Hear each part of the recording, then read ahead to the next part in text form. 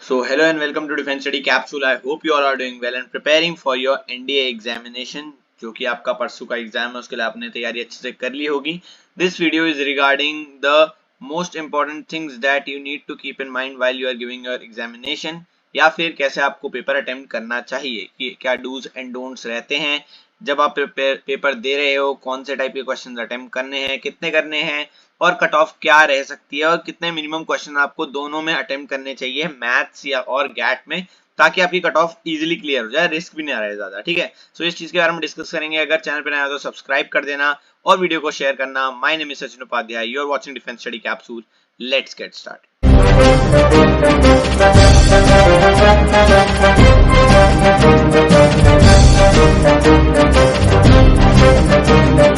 So first of all बात कर लेते हैं एनडीए पेपर के अटेम्प्शन के बारे में. सबसे पहले आपका एनडीए का एग्जाम शुरू होता है तो आपको दिया जाता है आपका मैथ्स का पेपर. सबसे पहले आपका मैथ्स का पेपर होता है. ठीक है, मैथ्स का पेपर आपका होता है एनडीए मैथ्स का पेपर. ठीक है, एनडीए मैथ्स का पेपर में जनरली आपके होते हैं 120 क्वेश्चंस. 120 आपके क्वेश्चंस होते हैं और ये कितने मार्क्स कैरी करता है? टोटल ऑफ 300 मार्क्स ये कैरी करता है. और हमारा जो जीएटी का पेपर होता है उसमें 50 प्लस 100 क्वेश्चंस होते हैं, मतलब 150 क्वेश्चंस होते हैं. 50 इंग्लिश, 100 जो जनरल साइंस के क्वेश्चंस होते हैं, और ये टोटल मार्क्स कैरी करता है 600. ठीक है, 4 मार्क्स ईच. इसमें होते हैं 2.5 मार्क्स ईच, इसमें होते हैं 4 मार्क्स ईच, और 1/3 इसका नेगेटिव मार्किंग होती है, और इसकी भी 1/3 नेगेटिव मार्किंग होती है. ठीक है, 1/3 आप निकाल सकते हैं, इसकी 1.83 आएगा, इसका पॉइंट समथिंग आएगा. ठीक है, वो आप निकाल सकते हैं, वो नेगेटिव मार्किंग होती है. तो आपको कैसे अटेम्प्शन करना है इसमें, वो मैं आपको बताता हूँ कि आपको पेपर अटेम्प्ट कैसे करना है और कैसे आप लास्ट में रिवाइज करके जा सकते हैं. स्ट्रेटेजी क्या रहती है पेपर अटेम्प्ट करते हो. तो मैथ्स के पेपर के लिए जनरली आपको शुरुआत से ही जब आप सुबह उठते हैं, ठीक है, तो सुबह मैं बताता हूँ, जैसे आप जा रहे होंगे पेपर के लिए या फिर कल का टाइम अगर आपके पास है, तो आप फॉर्मूले रिवाइज करिए. फॉर्मूले इज वेरी इंपॉर्टेंट. फॉर्मूले रिवाइज करना इज वेरी इंपॉर्टेंट. बहुत सारे लोग ये गलती करते हैं कि वो फॉर्मूले रिवाइज करके नहीं जाते और पेपर में उन्हें क्वेश्चन आता होता है बट उसका एक फॉर्मूला वो मिस कर रहे होते हैं. जैसे इन चैप्टर्स में अगर मैं आपको चैप्टर्स की लिस्ट बताऊं तो इन चैप्टर्स में फॉर्मूला बहुत ज्यादा इंपॉर्टेंट होते हैं. लाइक प्रोबैब, अगर आपके पास प्रोबेबिलिटी है तो प्रोबेबिलिटी के फॉर्मूले काफी ज्यादा इंपॉर्टेंट होते हैं, बिकॉज ज्यादातर क्वेश्चन फॉर्मूले से ही सॉल्व हो जाते हैं. प्रोबेबिलिटी हो गया, स्टैटिस्टिक्स हो गया. ठीक है, उसके बाद ट्रिग्नोमेट्री के काफी सारे फॉर्मूले हो गए. अगर वो नहीं आते आपको तो आप क्वेश्चन सॉल्व बिल्कुल नहीं कर सकते. तो आपको इनके फॉर्मूले याद करके जाना बहुत ज्यादा इंपॉर्टेंट होता है. तो रिवीजन काफी ज्यादा इंपॉर्टेंट रह जाता है. और एक दिन में आप क्वेश्चन ज्यादा कर नहीं सकते, और क्वेश्चन करोगे और नहीं हो पाएंगे तो डिमोटिवेशन आपका अलग से आएगा. So I advise you to learn the formulas और रिवाइज द फॉर्मूलाज वंस. ठीक है, एक बार सारे फॉर्मूले रिवाइज कर लो, एक बार आज कर लो, कल कर लेना एक बार, और एक बार सुबह जाने से पहले कर लेना. ठीक है, कितना टाइम लगता है फॉर्मूले रिवाइज करने में? आपने एक कॉपी बनाई रखी होगी शायद, अगर नहीं बना रखी तो एक पेपर पे सारे फॉर्मूले लिख लो, 3-4 पेज बन जाएंगे, और उसे रिवाइज कर लेना कल और परसों में. ठीक है, सो आप ये मैथ्स के लिए कर सकते हैं. गैट के लिए मैं बताता हूँ. गैट के लिए आपको 2 चीजें रिवाइज करनी चाहिए. अभी आपको इंग्लिश रिवाइज नहीं करनी चाहिए, कोई फायदा नहीं है अभी इंग्लिश रिवाइज करने का. एक चीज कर सकते हैं आप, एंटोनिम सिनोनिम देख सकते हैं अगर आपका मन करता है, तो अगर आपका दिमाग काम कर रहा है इस चीज में तो कर सकते हैं, वरना वो भी जरूरी नहीं है. सेकंड चीज जो आपको देखनी चाहिए, that will be current affairs. Current affairs अभी अगर आप देखते हैं तो आपके माइंड में फ्रेश रहेंगे और आपको याद रहेगा पेपर से पहले. पेपर से पहले मैं ये करता था, करंट अफेयर पढ़ता था, जो 1 शॉट वीडियोस होती थी उनको देख लेता था. जो करंट अफेयर कराते हैं ना यूट्यूब चैनल्स, उनकी वीडियोस देख लेता था. So that would help a lot. उसके बाद क्या करता था मैं, जो ये हिस्ट्री, ज्योग्राफी, पॉलिटी के मेरे नोट्स हैं उन्हें एक बार रिवाइज कर लेता. जो मैंने नोट्स बनाए थे तो नोट्स रिवाइज उन्हें एक बार देख लेता था. मतलब ऐसे याद नहीं करूंगा, देख लेता था कि मेरे बैक ऑफ द माइंड में रहे कि मैंने पढ़ रखा है. ठीक है, और मैं गेसिंग कर सकूं अगर मेरे को वहां पे याद नहीं आता, सो मैं एक अच्छी गेसिंग कर सकूं, जो मेरा जो रिस्क फैक्टर है वो कम हो जाएगा. ठीक है, अगर मैं क्वेश्चन करना भी चाहूँ अटेम्प्ट. ठीक है, तो ये चीजें मैं करता था. तो बिफोर गोइंग टू एग्जाम ये चीजें आप कर सकते हैं. कर लेते हैं आपको एग्जाम के टाइम अटेम्प्ट कैसे करना है. ठीक है, तो ड्यूरिंग एग्जाम वो था बिफोर एग्जाम, ये है ड्यूरिंग एग्जाम आपको अटेम्प्ट कैसे करना है. ठीक है, सो 2 पार्ट होते हैं. सबसे पहला होता है मैथ्स एंड देन होता है आपका जो होता है वो होता है गैट. ठीक है, इसमें आपको एक ब्रेक भी मिलता है बीच में, ये होगा ब्रेक. ठीक है, इस ब्रेक में क्या करना है वो भी बता देता हूँ. ठीक है, सबसे पहले हम लोग मैथ्स की बात कर लेते हैं. तो मैथ्स में आपके होते हैं 120 क्वेश्चन, जो कि कर नहीं पाते कोई भी.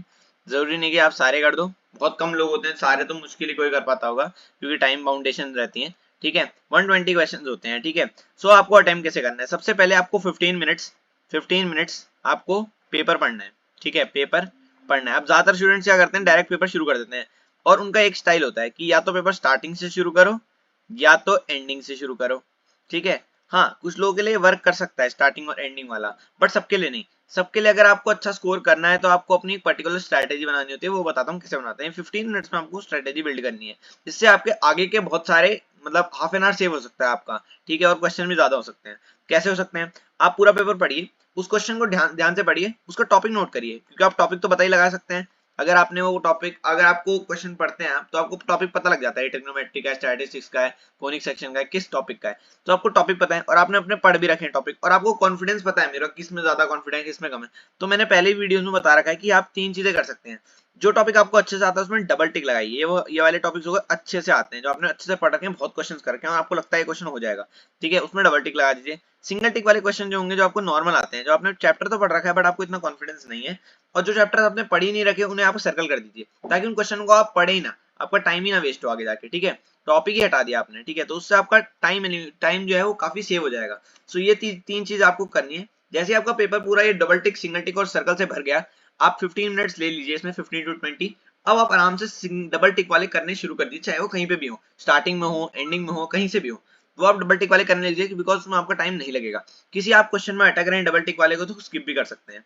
उसके बाद जैसे आपके सारे डबल टिक वाले क्वेश्चन हो जाते हैं, तो आप सिंगल टिक में जाइए, ठीक है, सिंगल टिक वाले क्वेश्चन हो जाएंगे, उसके बाद आप सर्कल में जाइए, ठीक है, फिर आप सर्कल को ट्राई करिए। सर्कल तक वैसे लोग पहुंचते नहीं, मैं भी नहीं पहुंचता था, मैं अपने डबल टिक और सिंगल टिक वाले क्वेश्चन पर पूरे करके आता था, जिससे मेरे को काफी ज्यादा अच्छे नंबर मिल जाते थे, और मेरा कॉन्फिडेंस भी रहता था, क्योंकि मैं पहले डबल टिक वाले क्वेश्चन करके आ रहा हूँ, जो मेरे को आते हैं।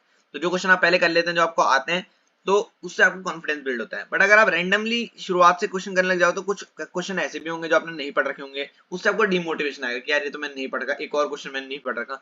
बट अगर आप सेग्रीगेट कर लेते हैं, पहले ही सेग्रीगेशन कर लेते हैं ऐसे, तो आपका कॉन्फिडेंस बना रहता है, और पहले आप अगर आप जो क्वेश्चन आपको आते हैं वो करते हैं, तो आप आराम से कर सकते हैं, ठीक है। सो ये मैं करता था ड्यूरिंग माय मैथ्स, ठीक है। मैथ्स के बाद मैथ्स आपका अच्छा चला गया, ब्रेक में आओ, अगर गंदा भी गया है तो स्ट्रेस नहीं लेना है, बिकॉज मैथ्स की सिर्फ आपको सेक्शनल क्लियर करनी होती है। जो मेजर इंपैक्ट डालता है वो आपका गैट है, ठीक है, ये आपका सिर्फ सेक्शनल करने के लिए होता है। 75 प्लस अगर आपके आ रहे हैं तो आपका सेक्शनल हो जाता है क्लियर, ठीक है, अराउंड 75 to 80 जाता है बस, तो आपका सेक्शनल कट ऑफ क्लियर हो जाएगी, ठीक है, सेक्शनल कट ऑफ। तो उसके बाद आपका ब्रेक आता है, तो आपको ब्रेक में स्ट्रेस आउट नहीं करना। अगर आपका मैथ्स का पेपर गंदा भी गया है, थोड़ा सा पानी वानी पीजिए, वॉशरूम हो जाए, फ्रेश हो जाइए, ठीक है, कुछ खा पी लीजिए। उसके बाद आपको क्या करना है, अगर आपके पास टाइम है तो आपको पढ़ना बिल्कुल नहीं है, ठीक है, इसमें कुछ नहीं पढ़ना है, ठीक है। अगर आप पढ़ते हैं, बिल्कुल नहीं पढ़ना, पढ़ते हैं तो आपका स्ट्रेस ही बढ़ता है, ठीक है। तो मैं एडवाइस करूंगा, पढ़ो मत, बुक खोल के मत बैठना, चिल करो थोड़ा, अपने दिमाग को रेस्ट दो। आपने बहुत पढ़ रखा है, इतने महीने से, 6 महीने से आप तैयारी कर रहे हो, आपने बहुत पढ़ रखा है, इसको करने की जरूरत नहीं है। सीधा आप गैट में आइए। आप गैट में बताता हूँ क्या करना है।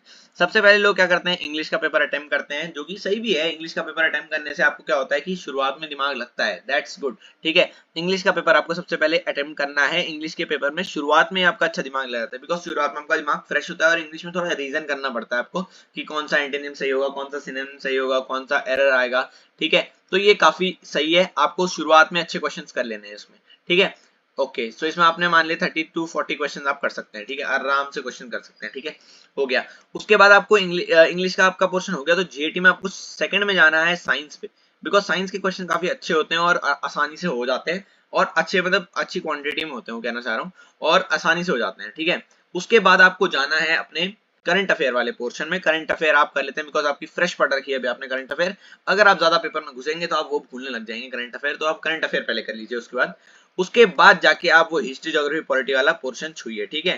पहले ही क्या करते हैं कैंडिडेट, हिस्ट्री ज्योग्राफी पॉलिटी वाला पोर्शन छू लेते हैं, क्योंकि वो शुरुआत में होता है गैट के, इंग्लिश के बाद वही आता है हिस्ट्री ज्योग्राफी पॉलिटी, और उसमें फंस जाते हैं और दिमाग उनका खराब हो जाता है, ना वो साइंस के क्वेश्चन कर पाते हैं अच्छे से, ना वो करंट अफेयर कर पाते हैं।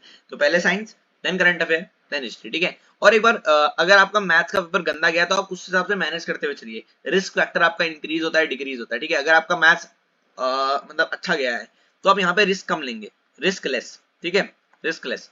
बट अगर आपका पेपर गंदा गया है मैथ्स का, और आपका सेक्शनली क्लियर हो गया, मान लो 80 मार्क्स आ रहे हैं, मतलब मर्ज पे हो आप, ठीक है, वो एकदम वर्ज पे हो, तो आपको क्या करना है कि यहाँ पे रिस्क मोर लेना है, बिकॉज अगर आप रिस्क नहीं लोगे तो पेपर क्लियर करने के चांसेस आपके बहुत कम हो जाएंगे, 50 से भी कम हो जाएंगे।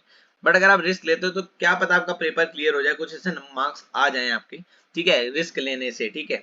बट रिस्क तभी लेना अगर आपके जो सेक्शनल जो कट ऑफ होती है, मान लो आपके यहाँ पे 80 मार्क्स आ रहे हैं, तो यहाँ पे 300 बनने चाहिए, 300 या 290 बनने ही चाहिए, ठीक है। तो उतना बनाने की कोशिश करो, उतने हिसाब से रिस्क लो, ज्यादा भी रिस्क नहीं लेना, उससे नेगेटिव मार्किंग से आपका बहुत गलत हो सकता है, ठीक है।